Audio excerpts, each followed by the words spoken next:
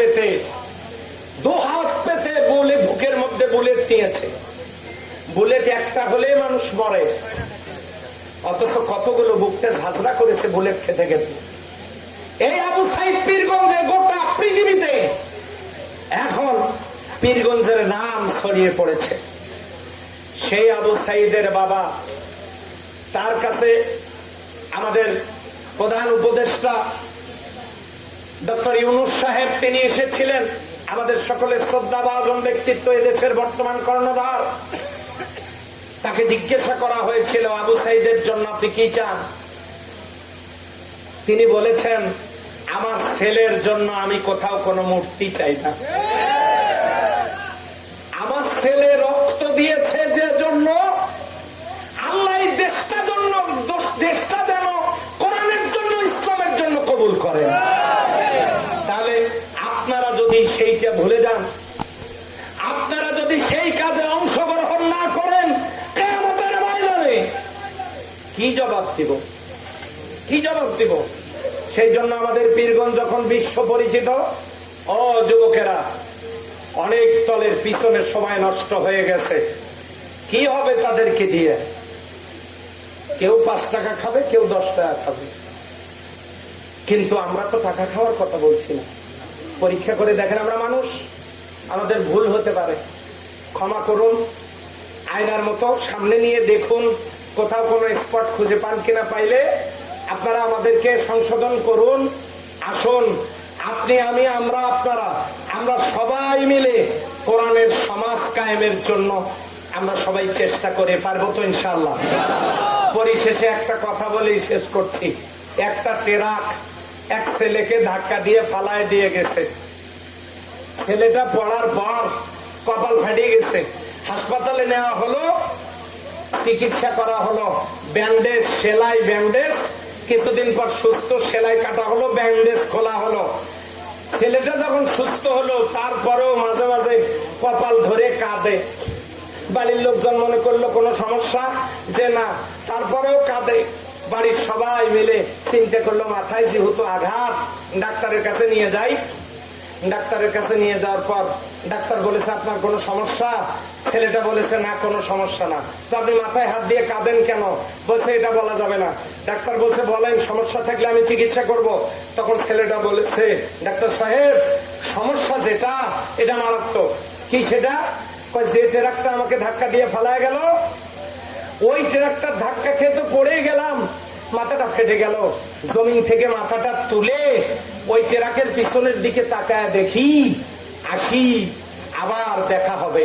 এই কথা লেখা আছে ট্রাকের পিছনে।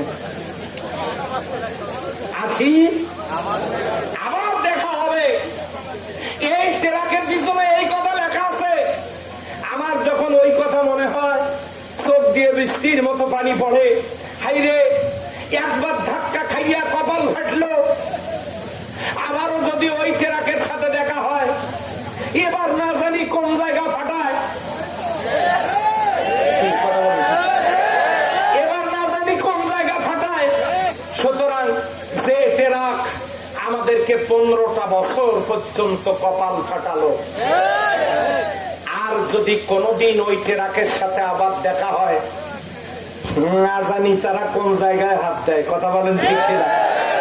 এই জন্য ওই ট্রাকের সাথে আর আমাদের কোনোদিন দেখা না হোক, এটা আমরা চাই না, চাই না, চাই না, চাই না। এই সিদ্ধান্ত নিতে হবে। আর কাজ আজকে এই বাড়িতে গিয়া স্ত্রীদেরকে বলবেন, পারবেন তো? আওয়াজ কেন হলো না আমি বুঝছি, অনেকে তো বিয়েই করে না, করি নাই তো, বিয়েই তো করি নাই। কাক গিয়ে বলবো? বাড়িতে গিয়ে বলবেন, মাকে বলবেন, বাবাকে বলবেন, ভাই বোনদেরকে বলবেন, যাদের স্ত্রী আছে তারা স্ত্রীকে বলবেন, এতদিন পর্যন্ত সবাইকে দেখেছি, এবার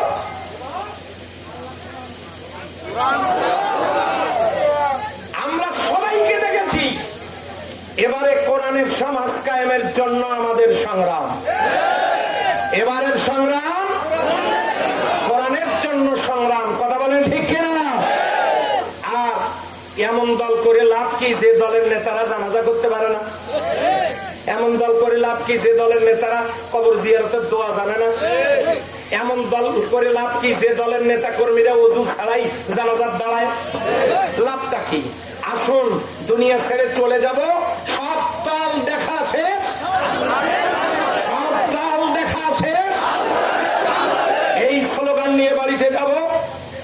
শেষ কথা, জামাত ইসলামীতে যোগদান করবেন বীরের মতো, হযরত ওমরের মতো প্রকাশ্যে জামাত ইসলামীতে যোগদান করলাম, প্রকাশ্যে যোগদান করবেন। আপনার এই যোগদান দেখে, জামাত করা দেখে কেউ যদি কখনো আপনার প্রতি চোখ রাঙানো, হুমকি দেওয়ার বাজে অপচেষ্টা চালায়, তাদের নাম আর মোবাইল নাম্বারটা শুধু আমাকে জানায় দেবেন। কোন ভয়, কোন ভীতি, কোন চিন্তা, কোন পেরেশানি কিচ্ছু রাখার দরকার নাই। মুখ খুলে ঈমানের সাথে বীরের মতো জামাত ইসলামীতে যোগদান করতে কারা কারা রাজি আছেন? দু হাত তুলে দেখা। আল্লাহ তাআলা কবুল করুন, সবাই বলে আমিন। ভাইদেরকে বলছি, আপনারা যদি হযরত ইসমাঈল আলাইহিস সালামের মতো আনুগত্যশীল সন্তান পেতে চান, আমি মাদেরকে বলছি, ভাইদেরকে বলছি, আপনাদের সন্তানগুলোকে ইসলামী ছাত্র শিবিরের হাতে তুলে দেন। ছাত্র শিবিরের সারা বাংলাদেশে একটা ছেলেও নেশা করে না। ছাত্র শিবিরের সারা বাংলাদেশের প্রত্যেকটা ছেলে কোরআন পড়ে, প্রত্যেকটা ছেলে নামাজি, প্রত্যেকটা ছেলে পরহেজগার, প্রত্যেকটা ছেলে আদবওয়ালা, প্রত্যেকটা ছেলে দিনদার, প্রত্যেকটা ছেলে নেশা মুক্ত। আপনারা আপনাদের সন্তানগুলোকে আদর্শ সন্তান হিসেবে যদি গড়তে চান, ইসলামী ছাত্র শিবিরের হাতে ছেলেগুলোকে দেন, আর মেয়েগুলোকে ইসলামী ছাত্রী সংস্থার হাতে তুলে দেন। আপনাদের বাড়ির মহিলাদেরকে মহিলা জামাতের সাথে সম্পৃক্ত করে দেন, আর আপনারা জামাত ইসলামীতে যোগদান করুন। আমি কি আশা করি পীরগঞ্জের এই ময়দান আগামী দিনে কথা বলবে ইনশাআল্লাহ? আমি কি আশা করতে পারি? আমি যদি বেঁচে নাও থাকি, আমি যদি আর কোরআনের কথা কোনোদিন আপনাদের সামনে বলতে নাও পারি, আল্লাহর কোরআনের সমাজ প্রতিষ্ঠার জন্য এই ময়দানে আল্লাহ চাহে তো আমাদের নেতা কর্মীর কোনো অভাব ইনশাআল্লাহ আপনারা আসলে হবে না। এই জন্য যারা কোরআনের সমাজ কায়েমের কথা বলবে, দল মত নির্বিশেষে সেদিকে আপনারা থাকবেন। আল্লাহ আপনাদের দুনিয়া এবং পরকালকে সুন্দর করে দেবেন ইনশাআল্লাহ। আমি সকলকে সে উদাত্ত আহ্বান জানাচ্ছি। জামাত ইসলামীর আমির ক্ষমা ঘোষণা করেছেন, সেই ক্ষমার সুসংবাদ আমি আপনাদেরকে দিচ্ছি। জামাত ইসলামী দ্বারা আপনারা নির্যাতিত হবেন না, ইসলামী ছাত্র শিবির দ্বারা আপনারা নির্যাতিত হবেন না। ক্ষমার অর্থ এই নয় নামাজের মধ্যে ভুল হলে সৌসেজদা আছে, ক্ষমারও সৌসেজদা আছে নাকি?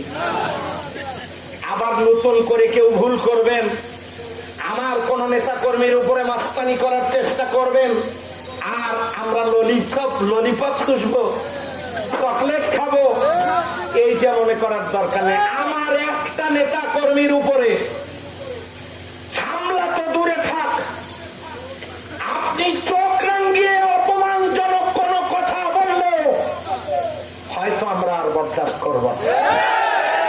এই জন্য আমরা ক্ষমা করে দিয়েছি, আপনি নিরাপদ, আমরা কারো বিরুদ্ধে কিচ্ছু করবো না, কিন্তু আমাদের ব্যাপারে কোন ষড়যন্ত্র হলে আমরা বসে থাকবো না। আপনারা কি প্রস্তুত থাকবেন?